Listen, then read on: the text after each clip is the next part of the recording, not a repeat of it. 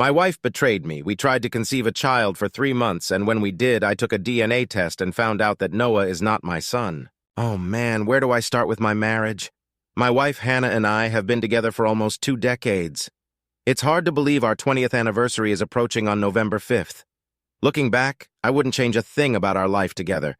Sure, we've had our struggles, but making up always made it worth it. That was our rhythm. We faced a tough time early on, around our 2nd year, but after that, things mostly went smoothly. We married young me at 21, Hannah at 19. We grew up next door to each other and had known each other since we were kids. It felt natural to marry, especially since my older brother Aaron had married Hannah's sister Claire a year earlier. Aaron and Claire had a baby within their 1st year, but we struggled. We went through various tests despite doctors telling us to relax and let nature take its course. But Hannah's mom, Martha, was relentless, always pushing us to start a family. Martha was determined to have a grandson after raising all girls. The test results were inconclusive. Hannah was perfectly fine, but I had a slightly low sperm count. I never really understood the specifics. The doctors told us it wasn't a big deal and that everything would be okay. They advised us to be patient and assured us that we would have a baby when the time was right. Despite our attempts to be patient, the pressure was hard on our marriage. Thankfully, we didn't have to wait too long. In our 3rd year, Hannah gave birth just as the doctor had predicted. Emma came into our lives, a beautiful baby girl. It was such a relief. From that point, things settled and our marriage grew stronger. We relaxed, and soon after, Hannah became pregnant again, and we had Alex, a son. The family was over the moon. This didn't mean we loved our daughter any less, but having a son felt special. I was the first in our family to have a son, and I proudly told my brother. He just smiled and said to give him time. Sure enough, the next year they had their first son too. 8 months later, we had another son, Noah. It was like waiting for a bus-nothing for ages, and then several come at once. With 2 sons and a daughter, our house was always bustling. Even when Hannah's other sisters got married, they became part of our close-knit family. It was wonderful for the kids, and we always had help when we needed it. From my perspective, the other couple seemed just as happy as Hannah and me, enjoying the simple joys of family life. We faced a few hurdles, like when Aaron had a work accident.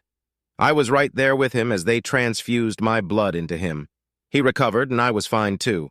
We often joked about being true blood brothers after that. As our 20th anniversary approached, we wanted to celebrate big. Aaron and Claire had a fantastic party for their anniversary the year before, so we decided to do something similar. We booked a private room at a local hotel for a big family gathering. Then there was Emma, our stunning 17-year-old daughter, a younger version of her mother. She had glossy dark brown hair and striking green eyes that always drew attention. She was slim, with nice legs, and features that a father shouldn't think about too much. She had a steady stream of boyfriends, and our house always seemed full of them, but she was sensible, so we didn't worry too much. Alex, on the other hand, was a lot like Miss Solidly Built, which suited him well. He loved rugby, just like Aaron and I did at his age. At almost 16, he was already a key player for his school's rugby team. And then there was Noah, the youngest. Maybe he was having a hard time not being as athletic as Alex or as popular as Emma. Poor Noah wasn't having the best time. He was very smart, probably the smartest of the 3, and excelled in school. He was just a typical, confusing teenager. That day, maybe I should have been more understanding. Maybe I should have ignored the mess he left on the dining table. Maybe I should have cleaned it up myself, but I didn't. "You're not going anywhere until you clean up that mess, Noah," I said firmly. "I'll do it later," he replied, sulking. "You'll do it now, Noah," I insisted. "Why are you always picking on me?" he shouted back, losing his temper. "I'm not," I snapped. "You're part of this family and you need to follow the rules like everyone else." "Who's going to make me?" Noah almost cried, really losing it. "I will," I retorted, my patience wearing thin. "I'm your father and you'll do as I say." "My father, huh?" he yelled. "You sure about that?" I was stunned. My next words caught in my throat. "Sorry, Dad," Noah quickly said, his face pained. "I didn't mean it. I'll clean up right now." He looked away and hurriedly cleared the table, gathering his things. Within minutes, the table was spotless, and he rushed out without another word, leaving me in a whirlwind of thoughts, fearing my world was falling apart. Noah had always been different from the other two, more serious, studious, but less outgoing. I often wondered why and had talked to Hannah about it, but she brushed it off, saying I was overthinking. Was I? What had made Noah say that? If he had just yelled in anger and left, I would have been upset, but that would be it. But he was so quick to apologize and retract his words. Why? What did he know that I didn't? Oh no, I didn't want to consider the troubling thoughts racing through my mind. My first instinct was to confront Hannah and demand answers, but what would that solve? What could I even say? I couldn't just accuse Hannah of cheating on me. If she hadn't, she would never forgive me for doubting her, and if she had, she would just deny it. Besides, it had been over 16 years since we started our family. Did that even matter now? My stomach churned with anxiety and I felt sick, uncertain if I even had a reason to worry. What a dreadful day it was. Then it hit me: blood types. Without hesitation, I went to our study and found the kids' medical records. Emma, Alex, and Noah were all O positive, just like me. I felt a wave of relief, but it was short-lived. Blood types didn't tell the whole story. The fact that they all shared my blood type could just be a coincidence and didn't confirm that Noah was really my son. I needed something more definitive: DNA testing. I couldn't believe I was considering such a drastic measure based on one angry comment from Noah. I was probably overreacting, but Noah's avoidance during dinner that evening only fueled my concerns. "What's wrong with Noah?" Hannah asked, noticing his odd behavior too. "No clue," I replied, shrugging. "Do you guys know?" I asked Emma and Alex. They shook their heads, seemingly oblivious. "Has he been upset about anything?" I prodded, but again they shook their heads. Once the kids left the table, I gathered the courage to ask Hannah. Noah seemed so different from the other two. "Hannah, any idea why?" "Let's not dwell on that, Ryan," she said, getting up to clear the dishes. "He's just a bit deeper than the others, end of story." Was she avoiding the topic deliberately, or was she genuinely unconcerned? I couldn't tell. Later that night, I found myself researching DNA testing online. An hour later, my head was swimming with information, but I wasn't much closer to an answer. It wasn't until Monday morning that I found a lab that could do the test. It took me nearly an hour to sort it out, and I did it myself because I couldn't explain to my secretary why I needed a lab test. The lab could do it, but it was expensive, especially if I wanted quick results. I needed to know before risking my marriage. The lab suggested I send samples from all 3 kids and one of my own. Ever tried getting a hair from your grown-up kids? Not easy.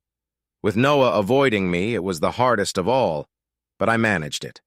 I sent them off and waited. Over the next week, Noah seemed to calm down, probably relieved I hadn't brought up his outburst. We almost reached a point where I felt I could gently talk to him about it, but I thought it best to wait for the results. My wife, of course, continued to be her usual self, and nothing changed in our daily routine. Our love life wasn't at its peak, but I didn't turn her down. Doubts gnawed at me, and even though I tried to hide it from Hannah, I couldn't be intimate with her without wondering if someone else had been involved over our 20 years together. One evening, we had dinner with my brother and his wife. When Aaron and I had a moment alone, I almost confessed my worries to him.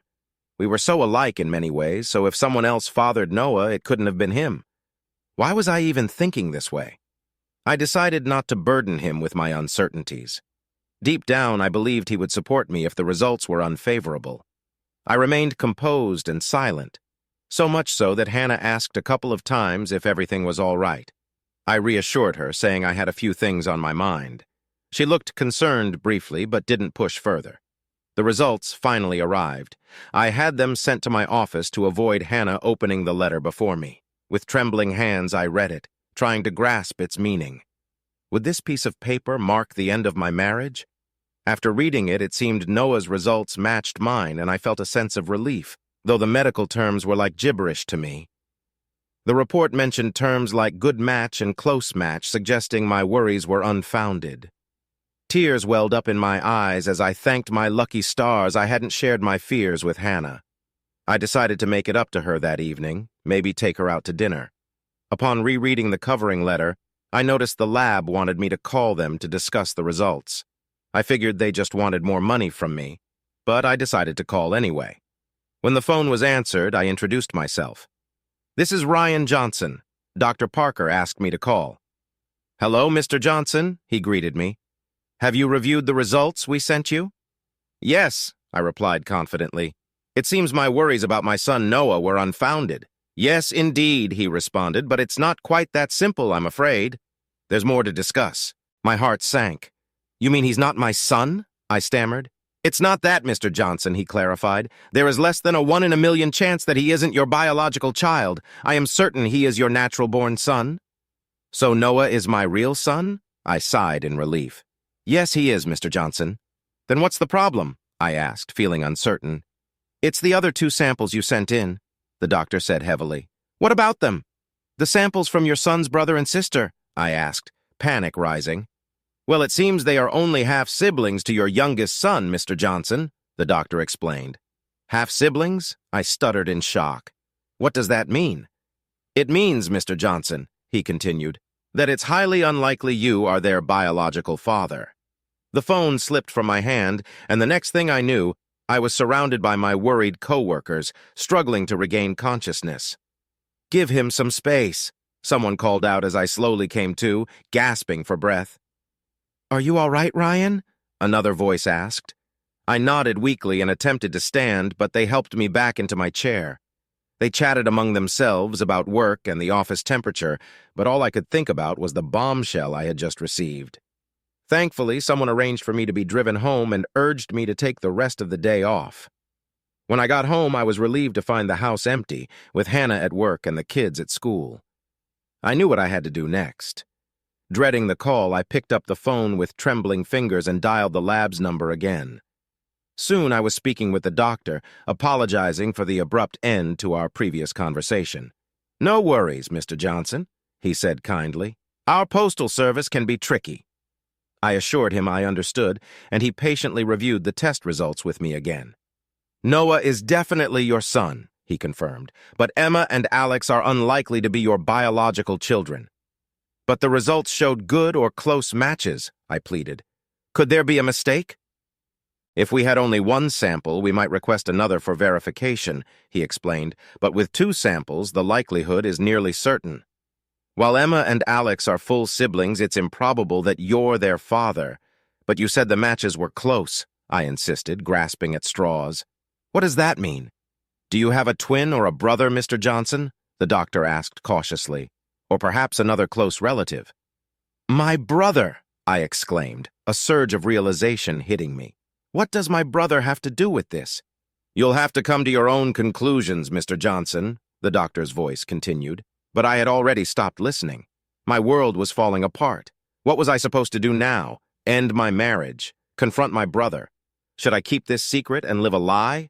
I couldn't bear it. And what about Noah? He knew something was wrong, but had the wrong idea. I'd see my son differently now, but I couldn't love Emma and Alex any less. They were still my kids, regardless of their genetics. But Hannah, that was the real issue. How could she betray me like this? And my brother, too. And what about Claire, my sister-in-law? How would she react? How would the rest of the family handle this news? My mind was swirling with so many questions. Oh, God. This was too much to handle, and I wasn't ready to face it. I vaguely remember walking out the front door and wandering down the street, but the next thing I knew, I woke up in the hospital with bandages on my arms. Apparently, I had stumbled into traffic while drunk, but I didn't recall any of it.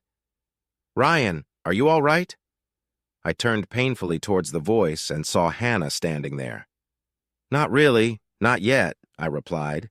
She was still my wife, but I couldn't find the right words. How was I supposed to say, "Hey, honey, I just found out 2 of our kids aren't mine and you've been cheating on me with my brother. How was your day? What's for dinner?" That didn't seem right at all. It turned out my injuries weren't too serious, and they sent me home the next day. I couldn't do much for myself, so I relied on Hannah to take care of me. It gave me time to think and plan, but honestly, it felt like a waste of time because I still didn't know what to do. My main concern now was Noah and the other kids. Whatever decision I made had to be in their best interest, even if it meant sacrificing my own. From then on, Hannah's needs came last. Our 20th anniversary was coming up, and the room was booked for our big dinner.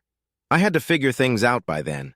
Within about a week, I was physically back to normal, but mentally, I was still a mess.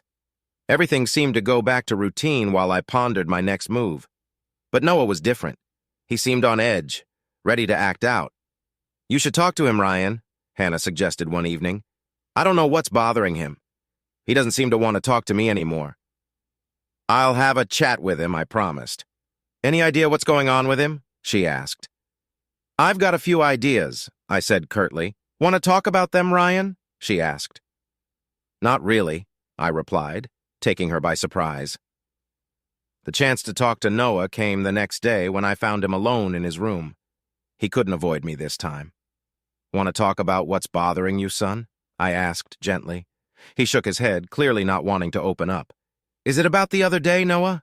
About our relationship?" I pressed, noticing a maturity in him that took me aback. "You don't understand, Dad," he challenged. "I might know more than you think, son," I countered, trying to keep a reassuring smile. "Then why don't you do something about it, Dad?" he pushed. "Why do you let them get away with it?" Wait, this wasn't what I expected. It seemed like we were talking about something else entirely. "Get away with what, son?" I asked, bewildered. "You really don't know, Dad," he repeated. "Apparently not, son," I admitted. "It's Mom and Uncle Peter, Dad," he whispered.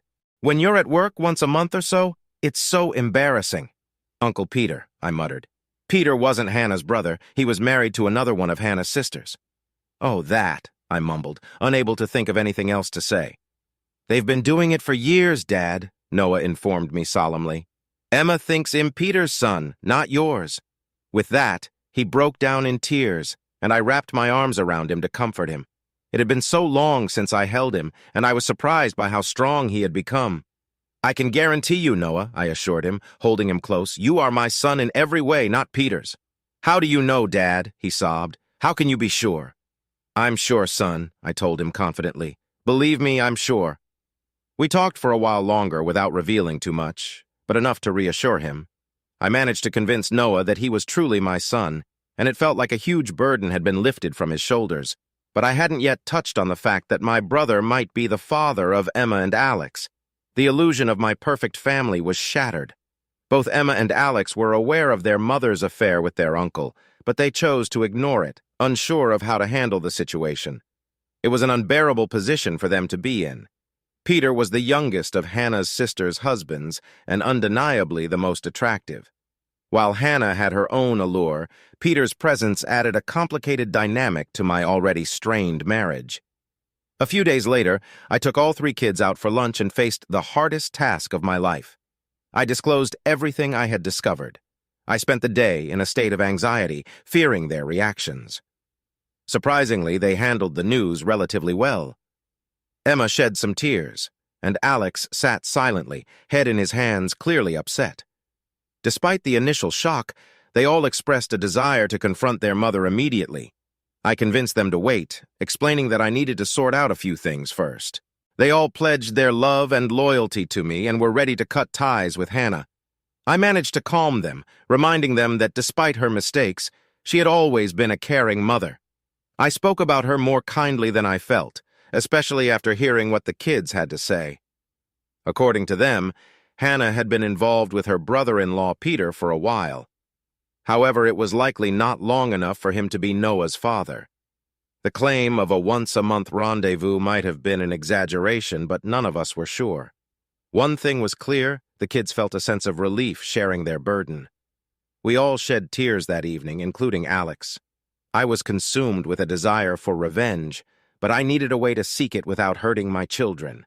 Yes, I chose my words carefully. I needed revenge not just for myself, but for my kids too. I pondered various schemes but couldn't come up with anything grand.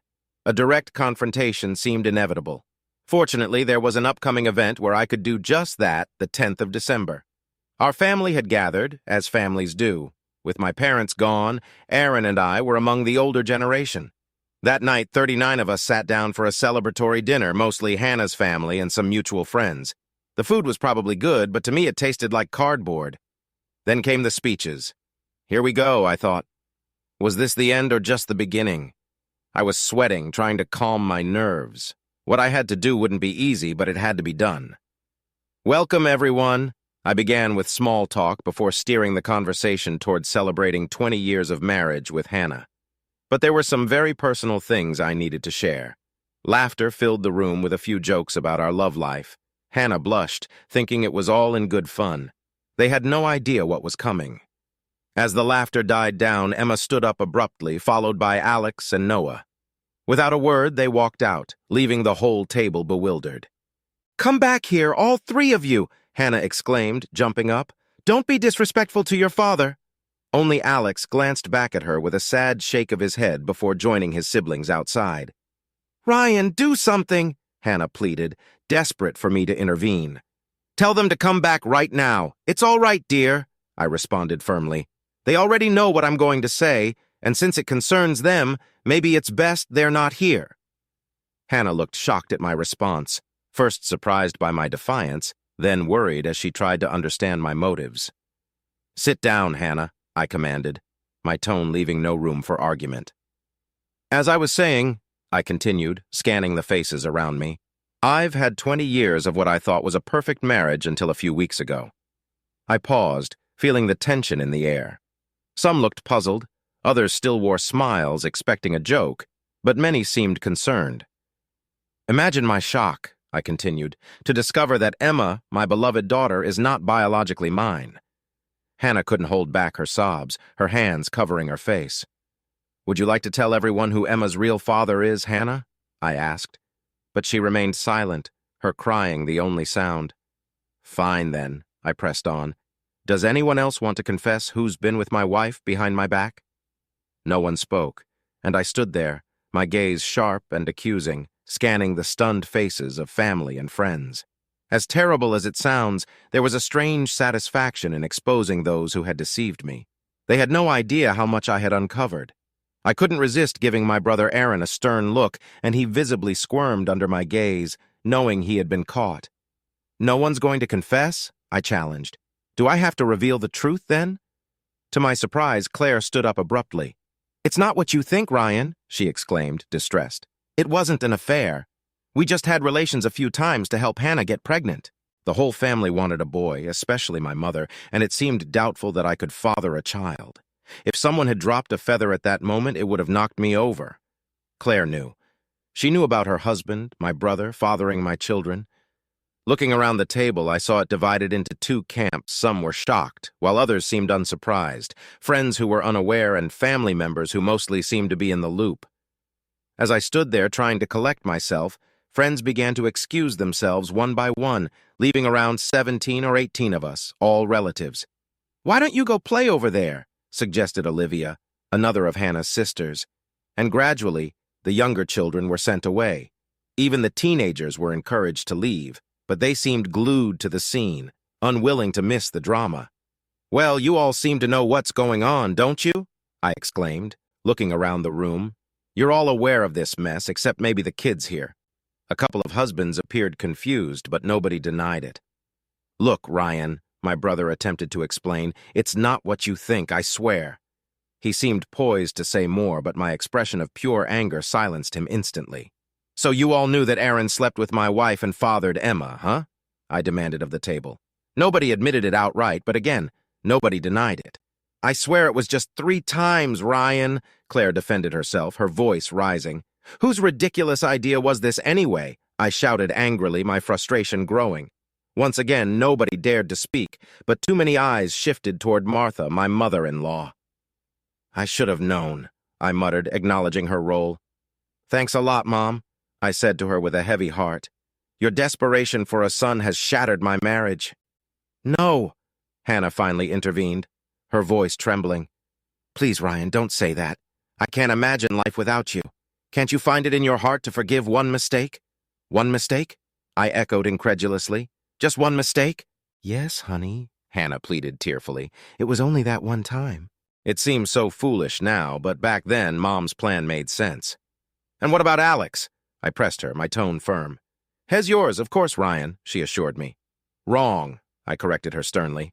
"I've had a DNA test done, and his father is the same man as Emma's."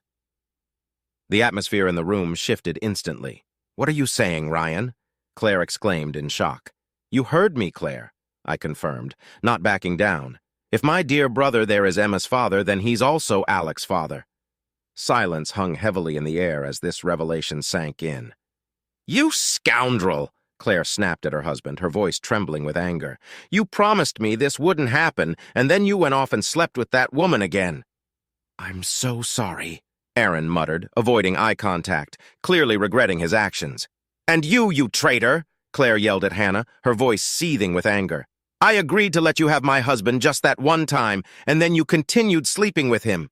With that, she marched 3 steps toward her sister and slapped Hannah hard across the face.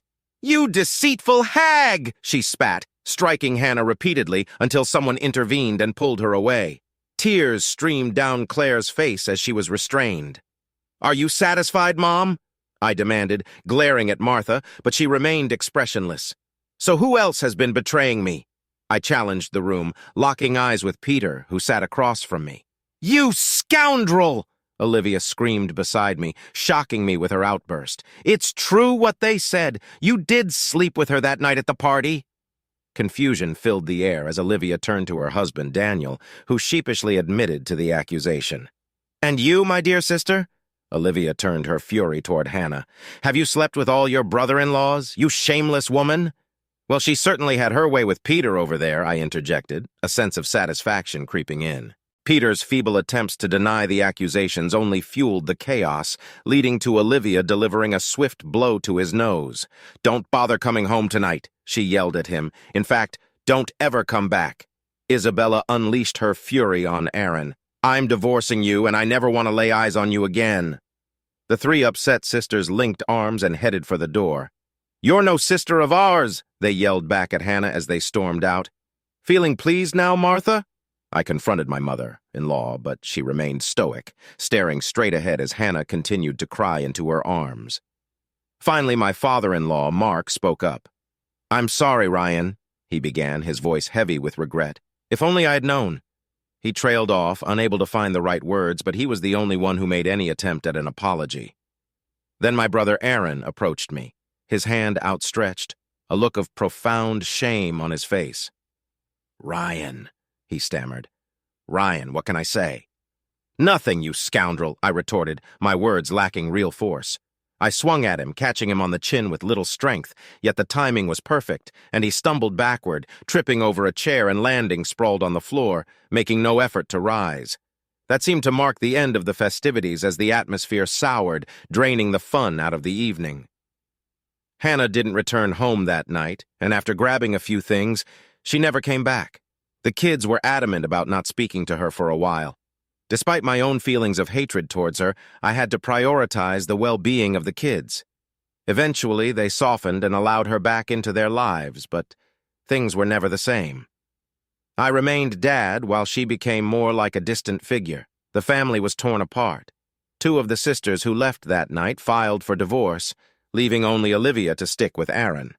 However, she gave him a rough time, believing in giving him a taste of his own medicine. Olivia showed up a couple of nights later when the kids were out, and her intentions quickly became clear. Whether it was revenge or a way to get back at Aaron, I never found out, but I certainly got my payback. There was no love or tenderness. It was just a physical frenzy for hours. It felt strange, like being intimate with my wife, but different. Afterward, she thanked me and left. It was only months later that I discovered she had been doing the same with Aaron's friends. Would their marriage survive this? I didn't have a clue, and honestly, it wasn't my concern, but I could imagine it being pretty rough for my brother. About 3 weeks later, one of Hannah's other sisters, the attractive one, gave me a call and asked me out for dinner. I agreed, and we went out, had a meal, chatted, flirted, kissed, and ended up in bed. However, this time it felt different. After the initial excitement, we shared a deeper connection, making love reminiscent of the early days with Hannah. I couldn't fathom why Peter had strayed from his marriage, but it definitely wasn't due to any lack of desire for intimacy.